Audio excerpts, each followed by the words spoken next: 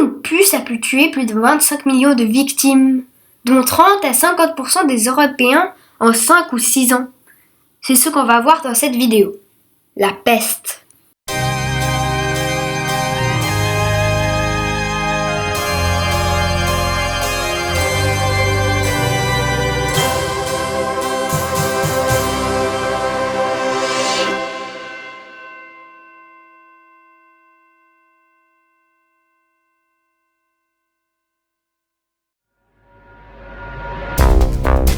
Cette maladie a été transmise aux humains par des puces. Il y a 3 types de peste. La peste bubonique, qui est en fait les ganglions qui se trouvent dans le corps. Ils gonflent et créent des bubons. Il y a aussi la peste septicémique, qui se trouve dans le sang et rend les membres noirs. Et la plus contagieuse est la peste pulmonaire, qui atteint les poumons. La peste était aussi souvent confondue avec d'autres maladies. Par exemple, dans l'Antiquité, l'Empire romain était touché par la peste antonine. Aujourd'hui, on dit qu'il s'agissait plutôt de la variole.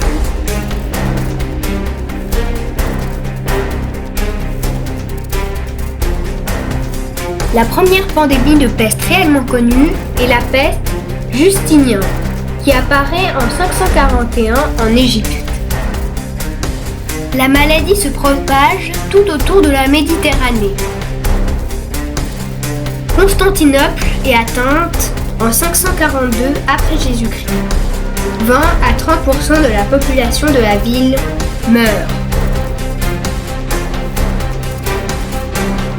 Cette peste s'interrompt en 592, mais revient environ tous les 10 ans, pendant près de 2 siècles, avant de s'éteindre.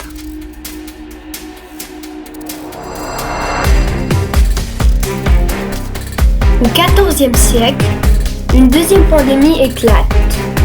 C'est la Grande Peste, mais cette fois, elle est plus importante encore. Ce sont des soldats mongols qui sont atteints. En 1346, ils assiègent la ville de Kaffa, mais ils n'arrivent pas à y pénétrer. Les Mongols jettent alors des cadavres pestiférés par-dessus les murs. La pandémie se répand dans Kaffa.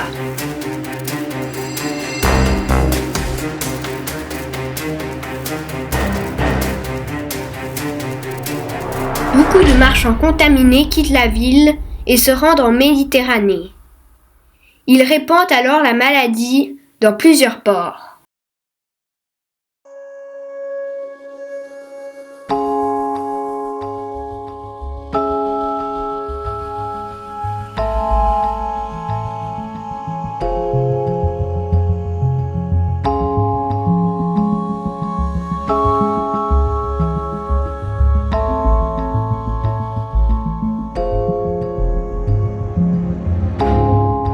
La maladie se répand partout.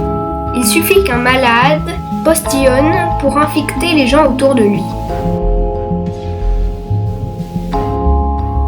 Beaucoup de gens disent qu'il n'y avait plus assez de vivants pour enterrer les morts.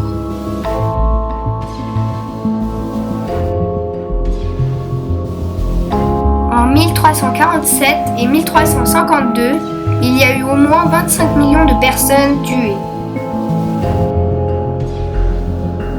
Mais cette fois, cette peste dura plus de 4 siècles.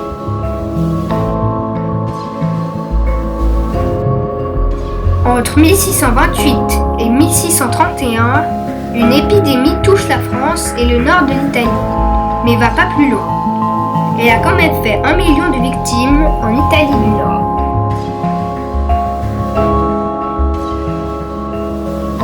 Des pays lointains comme Moscou ou Bagdad ont aussi été touchés. Les Européens méditerranéens et asiatiques qui vivent du XIVe siècle au XVIIIe siècle savent qu'ils devront un jour ou l'autre affronter cette maladie. Pour voyager, les bateaux devront avoir un billet de santé qui signale l'absence de la maladie à bord.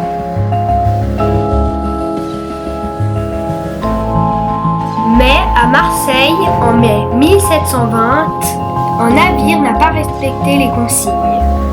Il n'a pas obtenu de billet de santé et plusieurs passagers sont morts durant la traversée. Le bateau était un navire marchand qui contenait une cargaison précieuse d'étoffes.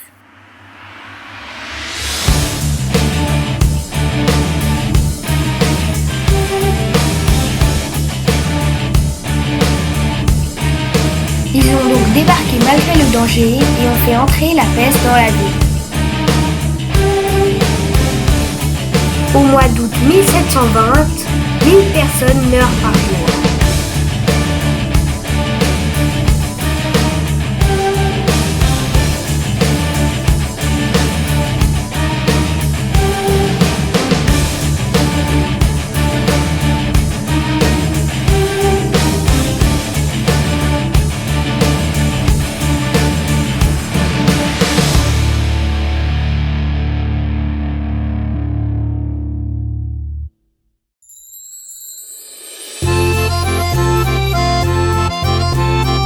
L'épidémie est finalement maîtrisée et s'éteint en 1722.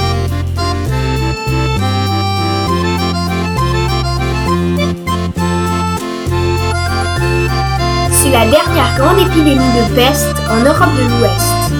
Elle a fait 120 000 victimes.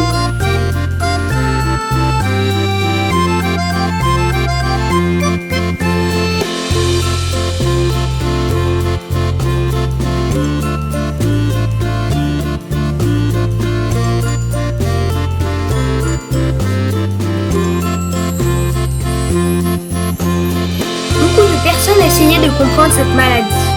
Par exemple, les médecins portaient une combinaison en cuir et un masque à long bec. Ils y mettaient dedans des herbes aromatiques pour purifier l'air pourri par la peste. Même si leur combinaison ne marchait pas, ils étaient moins touchés par les puces.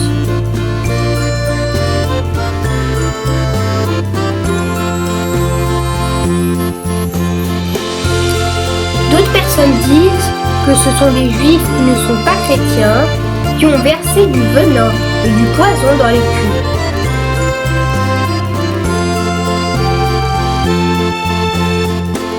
Il y a aussi des gens qui sont chrétiens ou très croyants.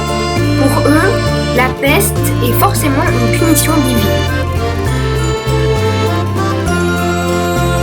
C'est qu'en 1894, que Alexandre Yersin découvra à Hong Kong la bacille de la peste, une bactérie à laquelle il lui donne son nom, Yersinia pestis.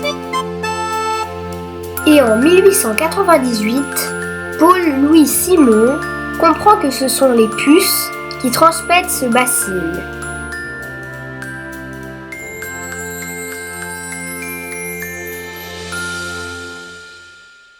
La peste existe encore, mais les cas ont drôlement diminué.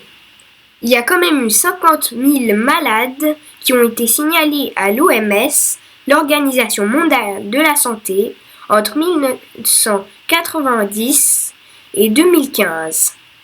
Des scientifiques ont aussi réussi à concevoir un sérum pour réduire les contaminations. Voilà comment une puce a pu faire autant de ravages.